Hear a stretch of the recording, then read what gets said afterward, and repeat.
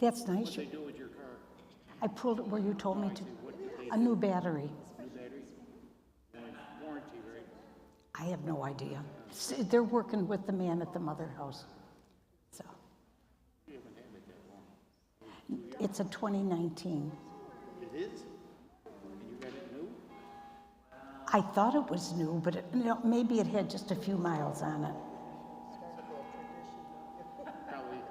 Probably a lease return. Yeah.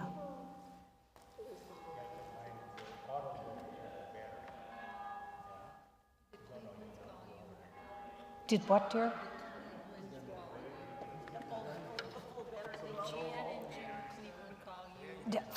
No. They couldn't be here this morning, so. Okay. Okay. Maybe it was on my, yeah. Oh, machine, okay. Yeah. We'll wait for a couple minutes. Nobody calls it that anymore, machine. Oh, well. Good morning. Morning. Hey, did you tell us your brother was playing a little? Yes, was it already last week? Yes. Well, the next time I'll let you know. Please do. Yes. They're playing in. Except if I'm stuck somewhere.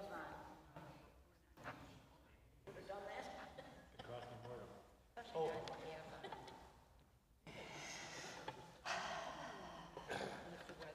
She's got a green light. Irish, half. They played at the Little with a group called the Brothers Blue, who I never heard of before. Rob, do you see anyone else coming? I'll wait a minute, because sometimes the, There's Wolford. yeah, Sometimes he's a little late. hard moving. But when he gets going, Yes, they did.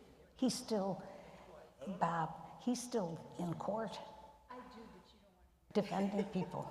oh, yeah, I know. I would never be paid. And he picked some famous ones. to pay not to sing. The Hitchens guy. Oh, here comes the Wolfords. Hey, Liz, they're selling. Come the judge. Here comes the judge. How are you two? Doing well? Good. I was saying that John had played at the Little Theater last day, John. So we gotta get you out to see them again. Yeah. Hi, Liz. How are you?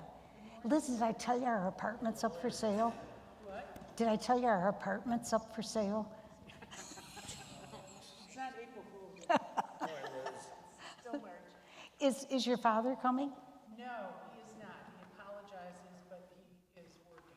Okay. Did he find his phone? He did find his phone. I don't want to tell you. No, it's not that business. It was in his desk drawer. Okay. They're so frustrating, aren't they? The phone. Well, it's like you need it attached to your arm. And then you start looking for it. Where the hell did I leave it? Where's my keys? Well, Glasses up on your head. is there anything coming after this? A funeral, a wedding? Oh, good. Just so I know. Well, good morning, everyone, and welcome to everyone online, our dear sisters of mercy, and all of you here. Jeff said we've had around 80 or 88 following us during the week, which is lovely. So let's take a moment to pray and ask God to give us the insight we need. Pray for our families, our friends. Put them all in God's hands, and let's see what the Holy Spirit has to say today. Amen.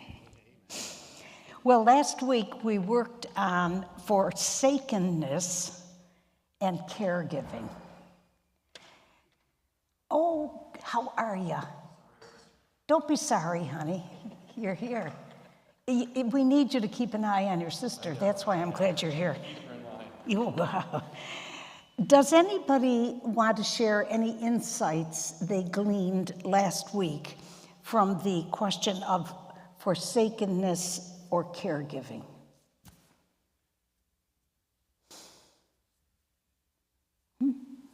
Okay? Okay.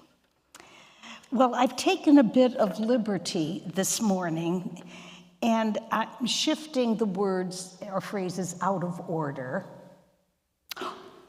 But it makes sense, and there are two of the final phrases or words that also make sense to be joined together. Father, into your hands I commend my spirit. And the one I was thinking of doing next week, it is finished.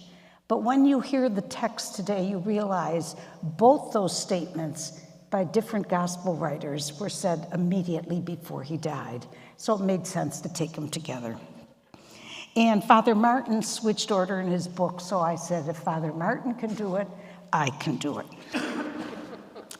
So the first word for, and I have something different planned for Good Friday, so bear with me, okay? The first word we want to discuss today is I thirst. And when you hear that term, what comes to your mind? Physical thirst. Anything else come to your mind?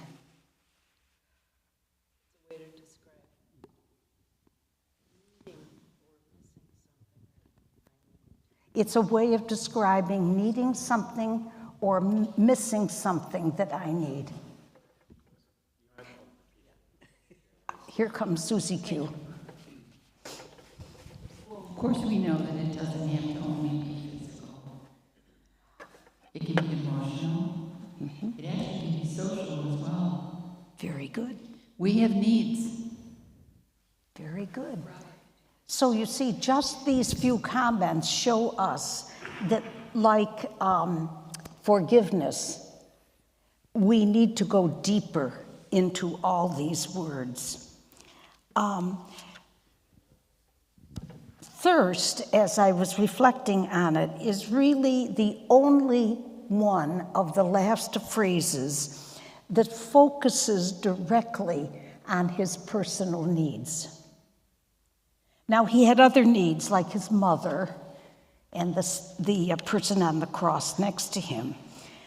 And the others had more of an outward focus. But this one is really quite personal. The word in my mind, the words I thirst gives us the opportunity to reflect on the gift of our five senses. Each one of our five senses enabled Jesus to express not only his own needs, but to be aware of the needs of others. And they enabled him to place himself in another's world. Seeing, tasting, hearing, touching, smelling.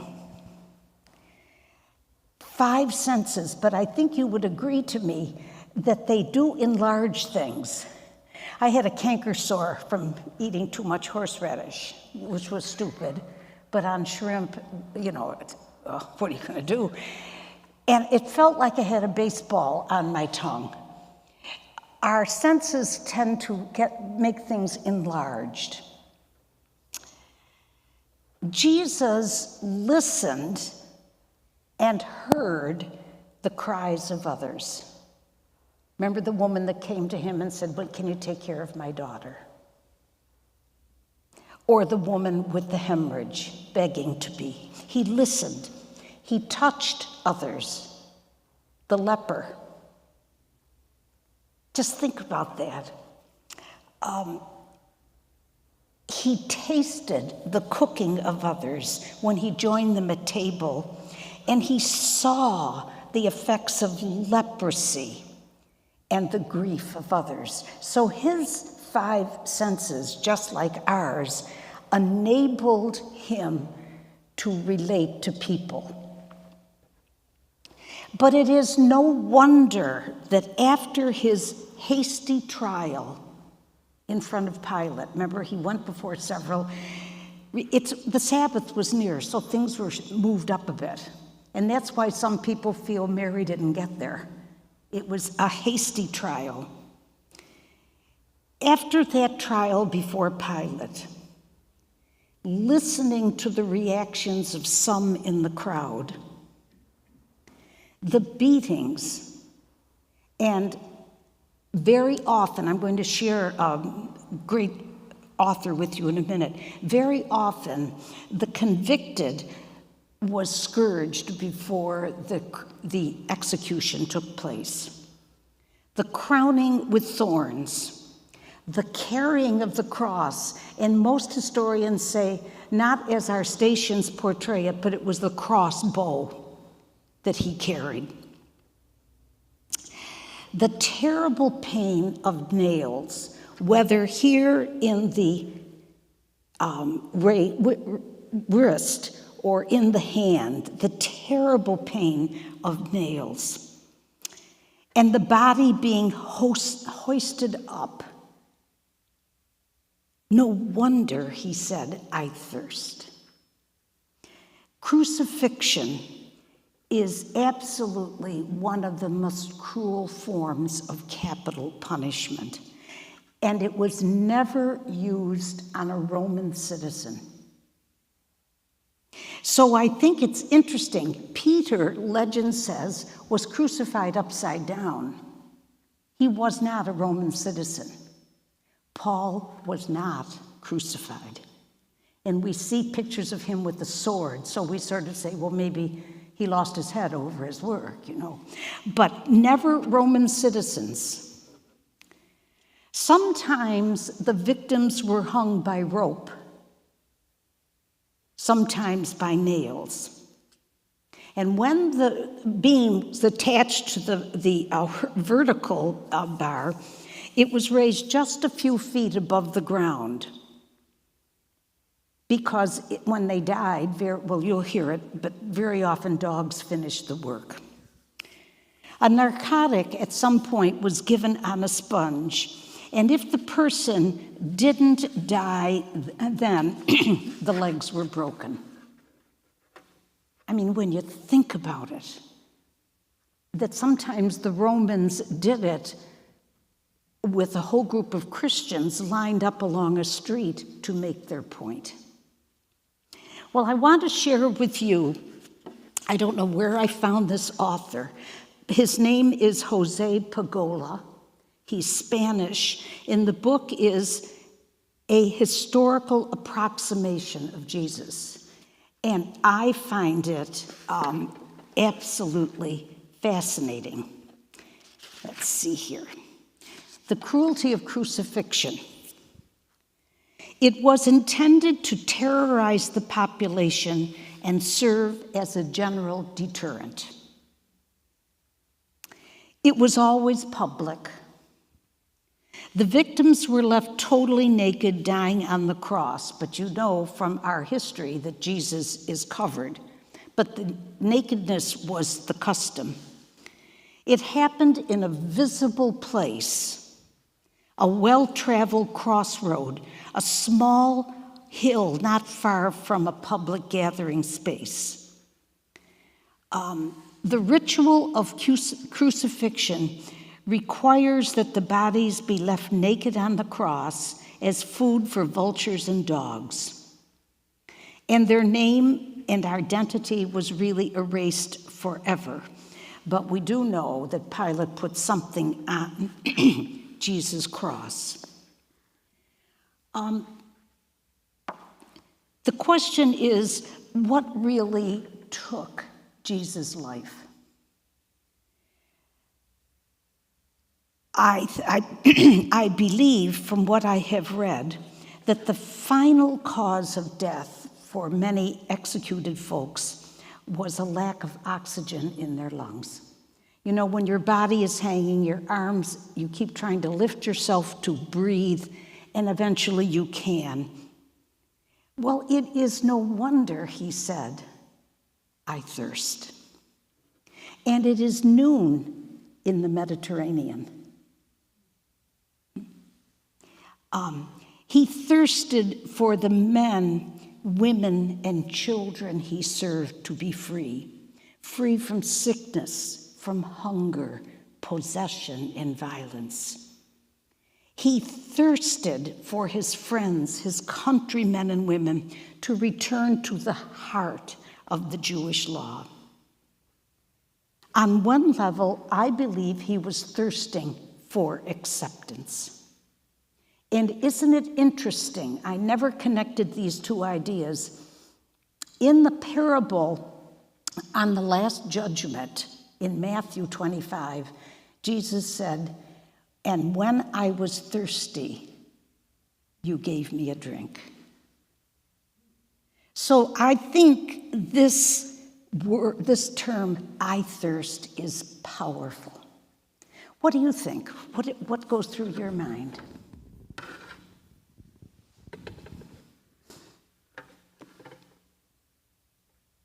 Don't be afraid. Yes, John. What goes through my mind is how horrible we've been to our fellow man over, the history of civilization. Because he wasn't the only one who was executed this way. That's right.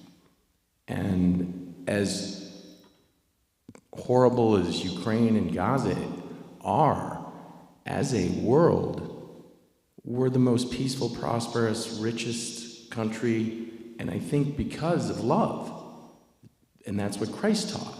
Yeah. Thank you. Thank you. So, I just said, what does that have to do with I thirst? She said what's on my mind. she said, well, I think it had a lot to do with it. I think, what I think is so powerful about the words I thirst, it says so many words with just two very simple words. Yes. It conveys so many different meanings. Yes. Yeah. We shouldn't seat the brother and sister together for the last class. Without the Father. Without the Father in between. Sue, did you want to say something, honey? Or just don't, you have to separate them. Oh. I'm a teacher, I know this deal. I'm a teacher, I know this deal. So that is, yes, Sue. Here comes the judge. And that is when you were talking about the fact that crucifixion was used as deterrence. I find it interesting that still to this day, that is what one of the stated purposes of sentencing is. And I suppose you could have a very long discussion on whether or not it's actually effective. And we might. All right. I thirst. Well, now we move to the next two, the two I've combined. Father, into your hands I commend my spirit, and it is finished. When we listen to the Passion, and we'll hear the Passion on Holy Thursday and Good Friday, two different accounts. When we listen to the Passion, it's important, I think, to assist us in fully understanding it, to also listen to what happened to him pre-Passion when he went to the garden. And I'll just get my pages here.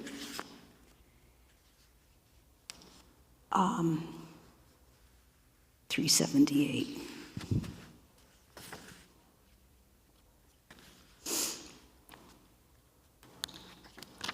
There we go. Pagola calls what we call the agony in the garden a wrenching scene. Jesus enters the olive orchard amid the dark shadows of the night. And according to the scriptures, he becomes more and more distressed and agitated. Then he walks away from his disciples, as was his custom, seeking silence and peace, and he throws himself on the ground, prostrate, with his face touching the earth. The texts portray his distress with a variety of terms and expressions. Mark speaks of his sadness. Jesus is deeply, mortally sad. Nothing can put joy in his soul. A lament escapes him. Another quotes him as quotes saying, Jesus said, "I am deeply grieved, even to death." He speaks of anguish. He is alone and overwhelmed. One thought has overpowered him. He is going to die. John sees him as perturbed. Jesus is disconcerted, internally broken.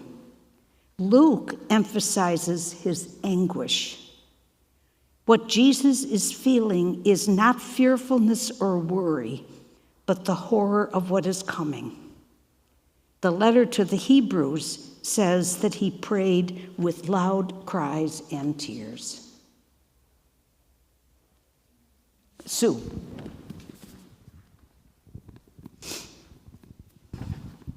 I think he was afraid. I hate to disagree with your Pagula, but as a child and a teenager, this scene always stuck with me.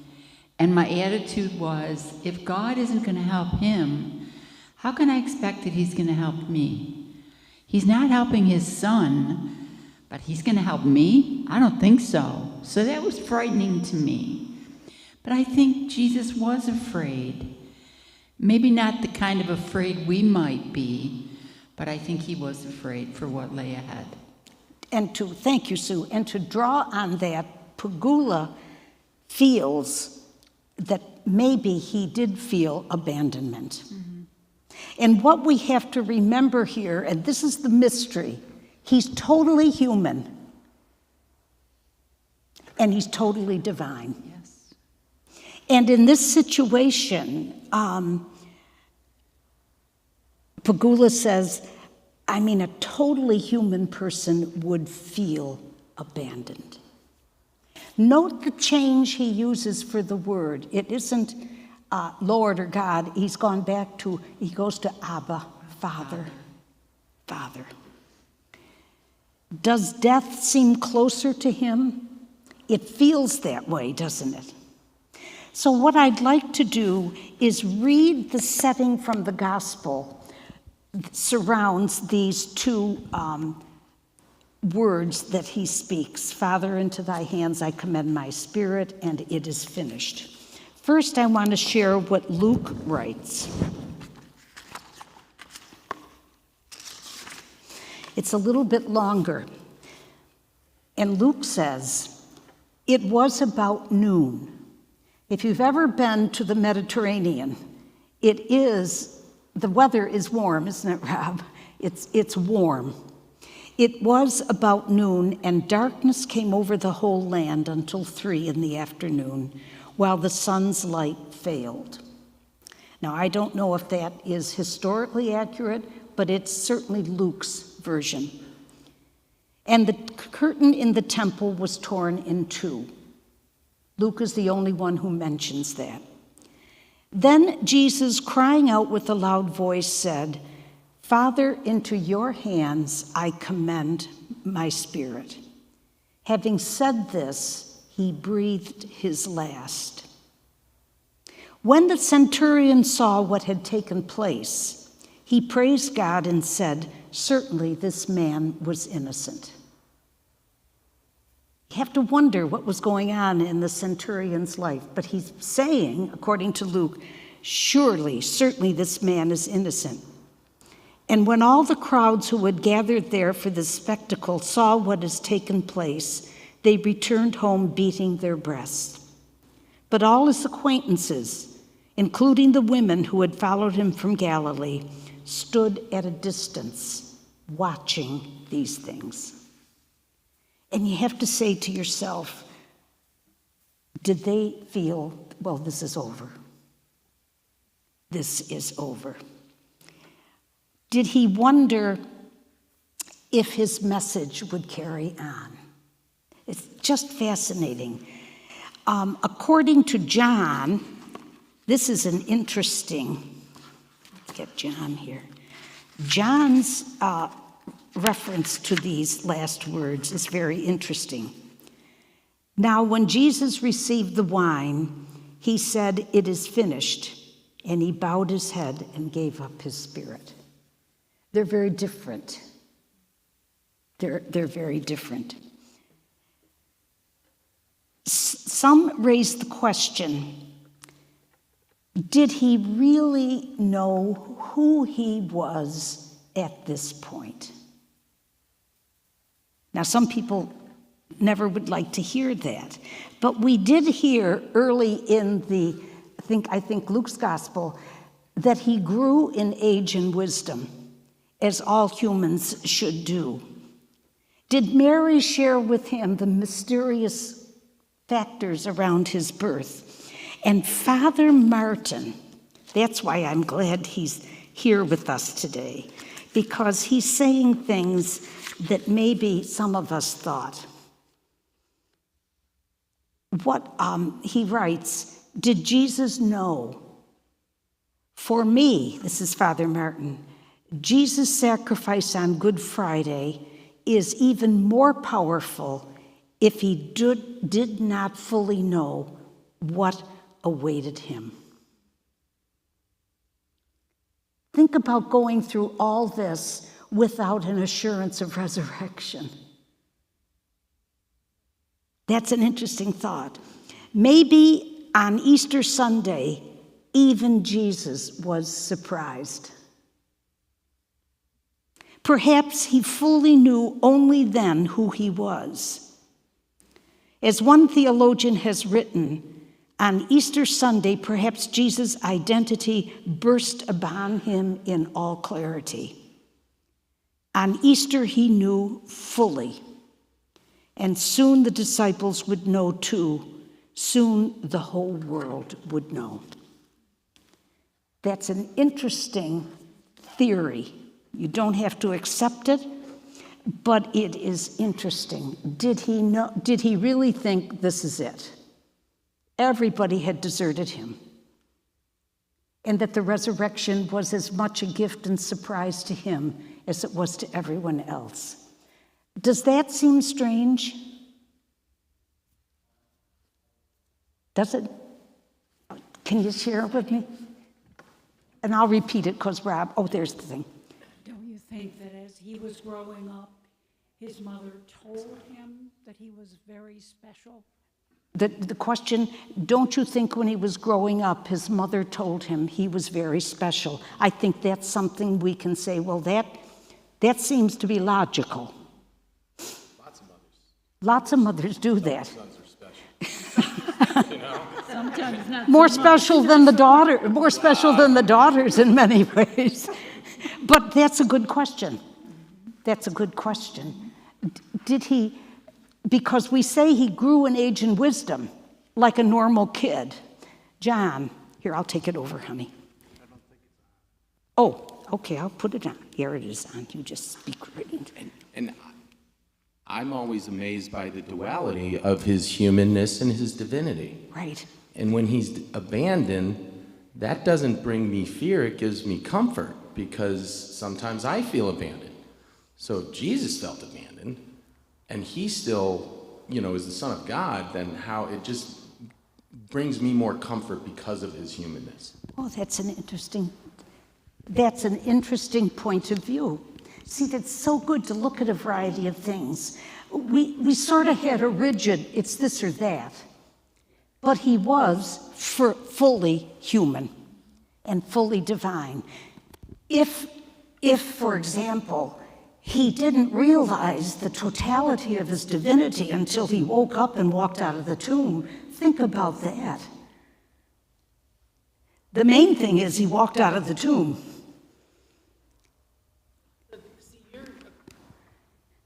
Uh-oh.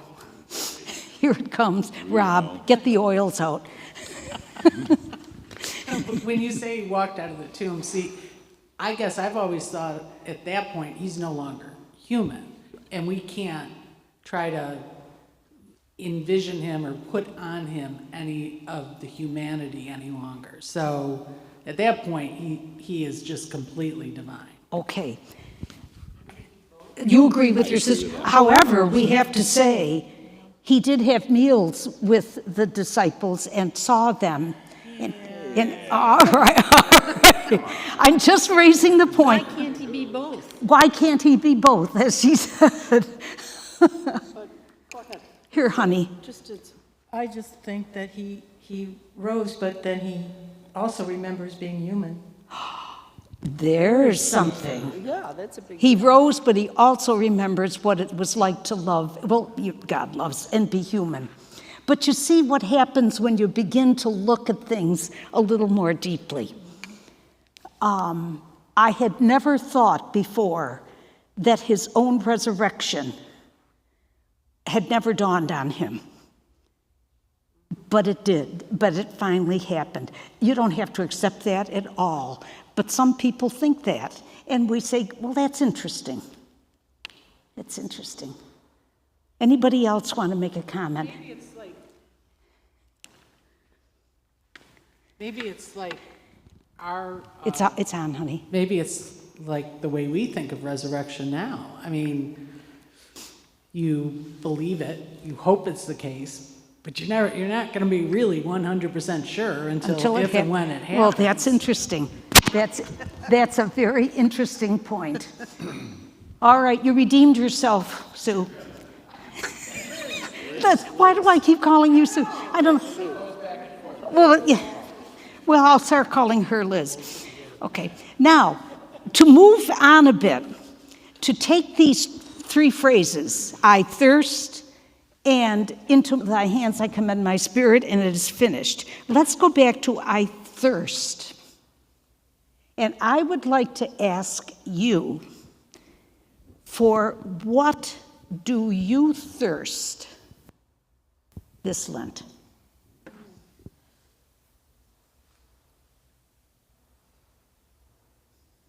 Or put it another, what would I ask God for this Lent? Maybe thirst is not the, but what do you thirst for this Lent? John. I thirst for us realizing how much more we have in common versus what divides us. Thank you. Anybody, what do you thirst for? Here comes one, Rob. You're earning your salary today, honey. I love the question. I thirst for hope in this world. I have spent years and years since one of the Gulf Wars avoiding the televised news. I'm up to avoiding the printed news. And we are now in a time in our lives when everybody we love is getting sick and dying. And I have to pray daily to be hopeful because I feel the weight of life in a different way than I ever did. Well, I think that's a very honest statement. I pray like you, Liz.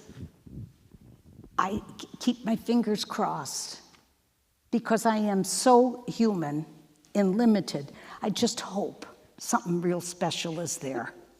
Now, I know God says there is, but I'm human and I have faults. What do you thirst for in our church today in 2024? Equality for women? Yes, ma'am. That's why you think we're the same person. I got you mixed up. More young people entering the church. More young people, equality. One of our sisters, our dear sisters, Audrey Synod, watched this last week. And I guess Sister Kathy asked, what do you think? And she said, I don't want to feel forsaken by the church. That is powerful. I don't want to feel forsaken by the church. And some men and women do. Here we go, Rob. Thank you.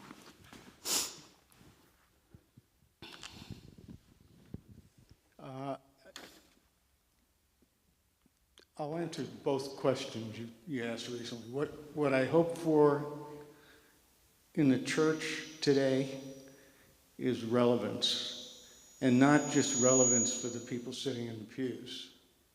There's a whole world out there, a lot of young people, for example, who don't find it relevant. Okay. And, you know, the old cliche, you're preaching to the choir. You know, in some cases, I think we're preaching to the choir. We've got all the people who attend Mass every Sunday and always did. And our kids are not doing the same thing. Right. And if we can't get our own kids to come to church, and they've experienced it. They grew up going to church. Yep. And I'm not just talking about Susan and my kids, who are exemplary human beings. They're wonderful people. I'm talking about lots of kids. And I think until we can find ways to communicate with them and to serve their needs as they exist for a young person in the world today, you know, we're going to continue to reduce in numbers, and you know, something has to give, so that those people feel value in coming. And your earlier question about, in general, what do you hope for this Lent? Faith. You said exactly the right thing early on in this session, was that Jesus was truly human and truly divine, and it's a mystery. And no matter how hard we beat on it, mystery means you're not going to understand it. That's right. By definition, a mystery is something you can't understand. And so we come up against that wall. We've asked the question so many different ways in here. Did Jesus know what was coming? You know, I struggle with that, and I finally have to just say, okay, that's what a mystery is. Yeah. I'm not going to know, but it's unsettling because we all want to get answers. We do all want answers, that's for sure. Well, that's It's with faith. You know, I struggle to say, can I continue to feel like this is the right path when there's a lot that I don't understand, and the more I challenge it, the more difficult it gets. So. Yeah. So, but this is so healthy. In order to speak, I pray for peace. I think we can hold more than one attitude at a time in our minds. And I believe Hezbollah should not have done what they did on October 7th. But I'm concerned about the reaction from the Jewish nation, and that is not because I'm anti-Semitic. I love my Jewish culture. So I'm praying that each side can realize the choices they're making are leaving little children and women and older people dying. I think we all hope for health and healing for our nation, and living with the mystery of someone whose name we bear was totally human and totally divine. That is, and that God understands human pain. I think the Good Friday tells us that God went through it and God understands it. But it's a mystery. Okay. Well, what about the term, Father, into your hands I commend my spirit, or it is finished? Do you see any contemporary meaning in those terms? I'll start out. I think I told you, did I tell you I went to the VA hospital with Mary Jo to see her husband? Was going to. Her husband took a terrible spill, a veteran from Vietnam. He fell and hit his head here, which pushed it back, which unleashed spurs that captured his spine, and they said, you're never going to walk again. And so he went from October to November to strong, and still at a spine center of VA in Syracuse. So you can imagine. So Mary Jo, I accompanied her, and he can't walk yet, and he's got strength, but he's coming. And he said to me, will you go in and say hello to a lady named Barbara who lives down the hall from me? There she was. The bed was tilted. The blanket went from toe to neck. She could not move from here to her toes. I imagine from time to time she might want to say, oh, I hope this finishes. But when I walked in, she was the most pleasant, gracious, lovely woman. And I just couldn't get her out of my mind. So this question, it's finished. We have a sister who just had a reoccurrence of her cancer. And you say, what is she thinking? Is this finished for me? Father, into your hands I commend my spirit. I think that phrase is a prayer that, for the first time, when writing this, I thought to myself, that might be the best prayer to start out each day. Father, however you want to call him, good Lord, I put myself in your hands. I commend my spirit, my day, my life, my experiences, and then go on and do the best you can. But I want to go back to Sue and Liz back here. When you talked about execution and this form of execution that Jesus faced, it is an issue our nation faces these days, isn't it? How we do that. Well, I don't really want to talk about it. Okay. Okay. You're apolitical. I'm apolitical. All right, I understand. On that issue. Okay. All issues. All issues. Allegedly. I'm just saying, sentencing in general. I mean, incarceration, prison sentences. Yeah. The purpose is deterrence, and I think there's debates that have gone on for centuries. Yes. Over whether or not it's actually effective. Yeah. That's true. It doesn't really deter.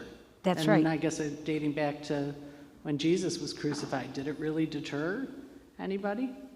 No, it doesn't. The Didn't. Empire fell, so I guess not. Yeah, eventually, I remember when I first went to jail ministry, there was another sister agency, Judicial Process Commission, and they were looking for alternatives to incarceration. Which is that's always being debated. It's always being debated, and whether extreme incarceration does deter. That's interesting, but that's an interesting thought when you say, you said it, did it deter the message about Jesus? And it didn't. And your point at the beginning, or one of the points you made, was that capital punishment through crucifixion was utilized during this time period as a mode of deterrence. That's why it was public, and did it really have any deterrent effect? Yeah, it's interesting. The capital punishment, and I won't put you on, capital punishment today is still being debated, whether we do it by electrocution, which seems to be out of style, whether we do it by injection, which has had its problems, and one state has introduced a firing squad. I don't know that they've actually done it by firing squad. I don't think they've done it. Right. Yeah. But still, that question of deterrence is a big one. Yeah. Well, you know, I went to Sue, you got anything for us? I went to Notre Dame Law School, and I was, one of the classes I took was jurisprudence, where we were taught that humans taking another human's life is immoral, except with capital punishment. Because, at least what we were taught by this professor, was that because it is killing in the name of the state, as I suppose war is as well, Yeah. that therefore it is not immoral. Okay, all right. What do you think of that, Sister Barbara? Well, And I was taught the same thing at a service academy. My personal feeling, and I was 10 years in the criminal justice system, nothing like what you experience and your degrees, but I think incarceration needs to be as humane as possible, and sometimes you have to isolate people. But I do think I have seen programs in prison where people go in and work with people and they turn things around. Brian Stevenson and his work, my dear friend who died, Barbara Young, she would go into Greenhaven and she would teach Bible. And she wrote an essay once that said, I have met angels in prison. I believe that, but I also believe evil is there too. I don't think there's one straight answer.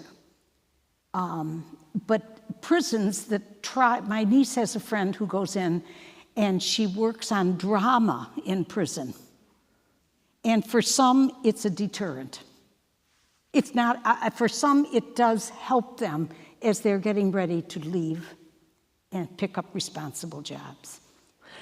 I was in the library last week and I saw this book and it's called Some People Need Killing, and I thought, who would write a book like that and who would read it? Well, here I am. And you picked it up.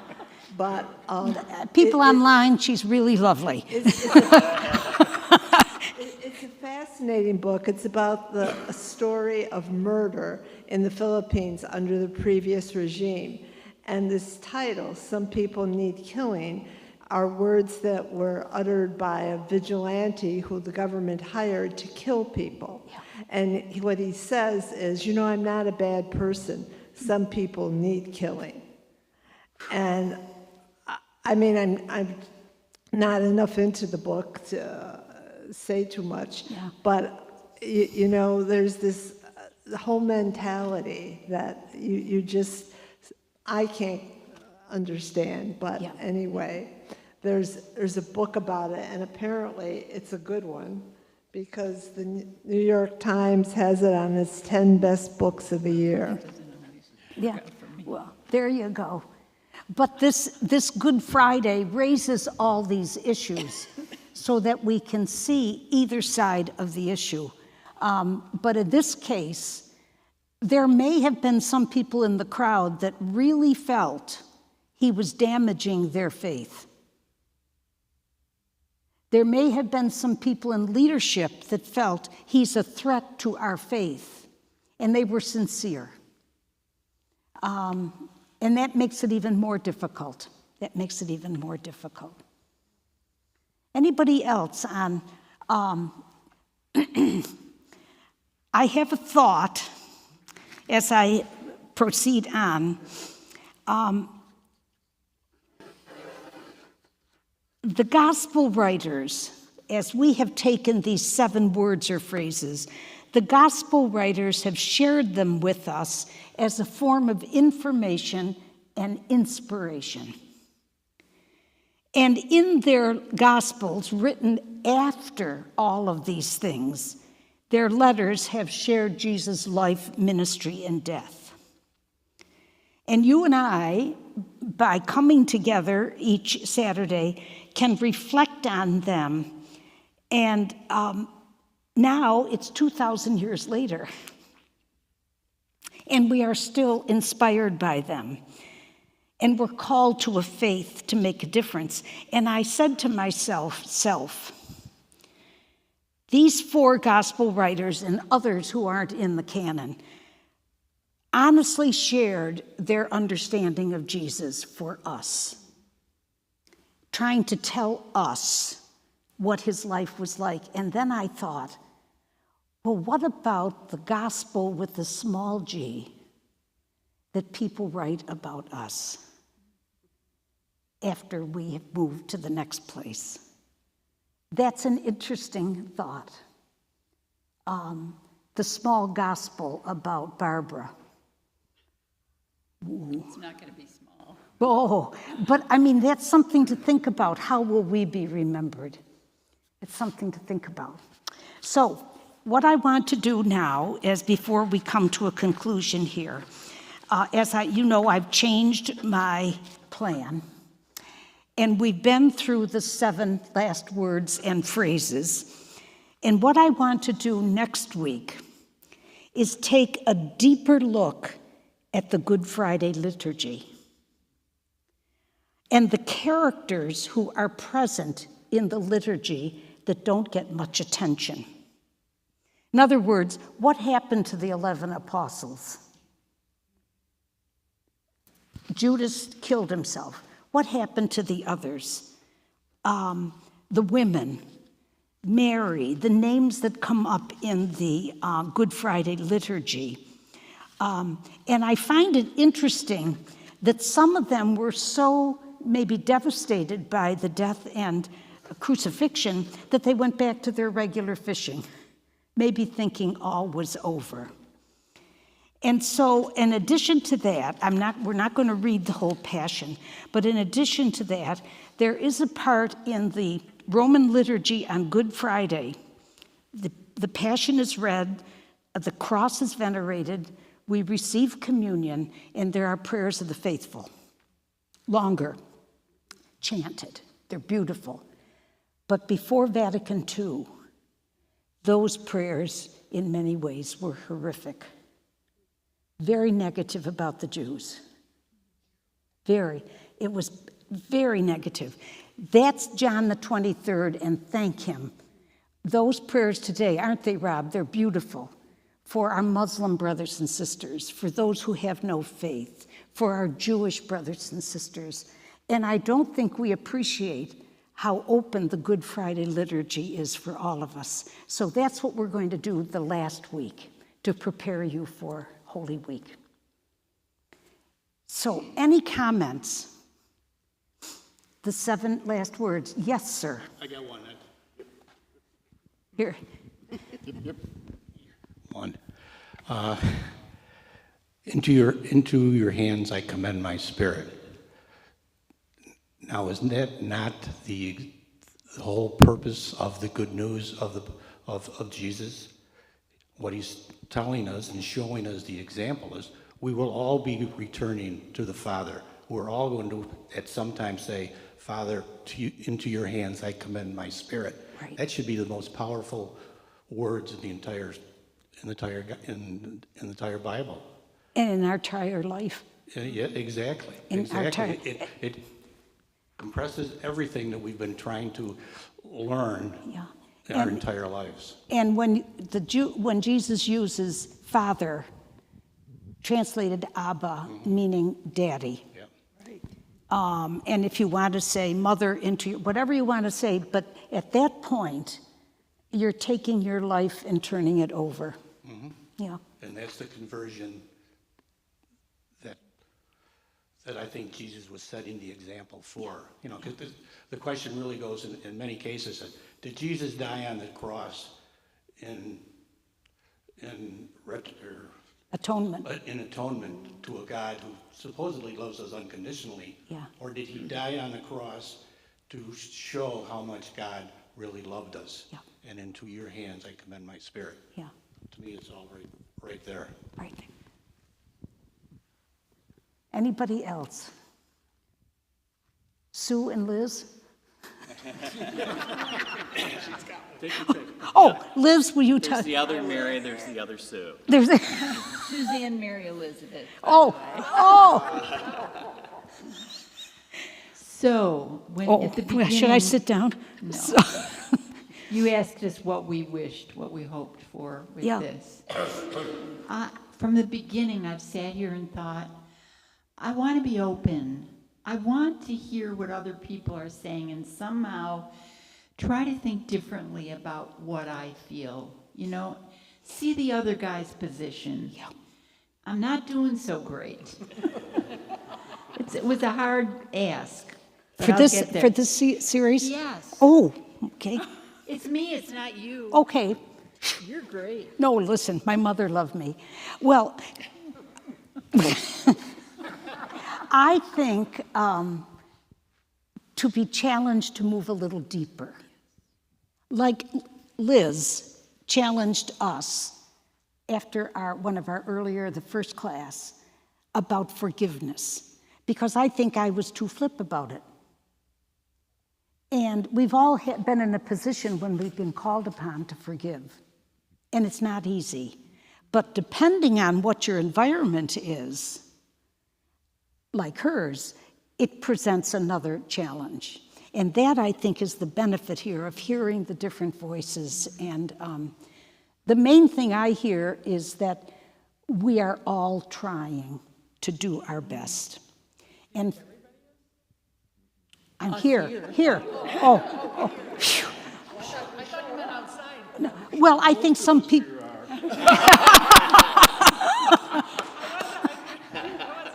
Good thing Mike's not here.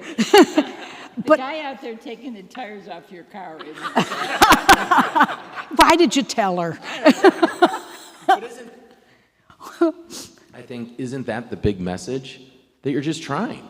Yeah. And whether you see somebody's side, at least you're trying to see their side. Yeah. And that's what we're all trying To do here.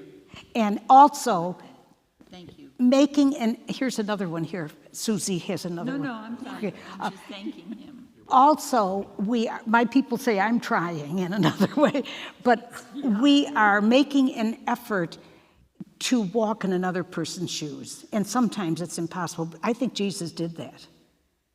I mean, think about the woman with the hemorrhage for years that came up to him publicly.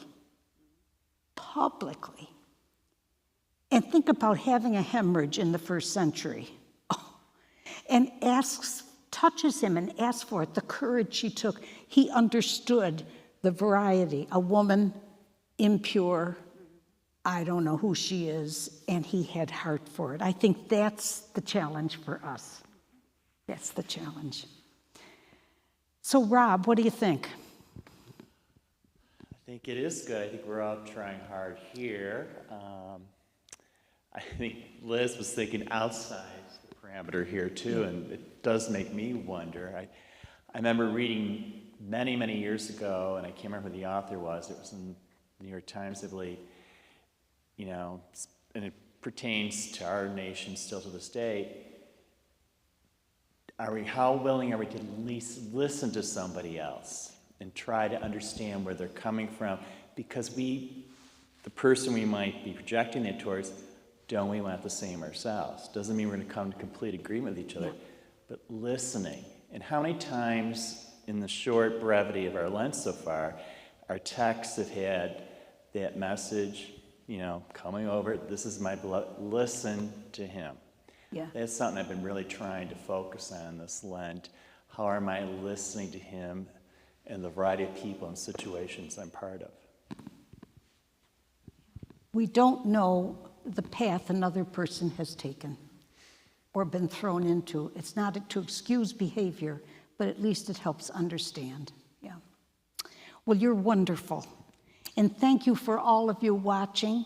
Next week, we'll have a little early Good Friday. All right? Thank you. Thank you. Okay. Love you. I love you too. Next week, I have a funeral on Saturday. Not here. Oh, well, then we can talk about him.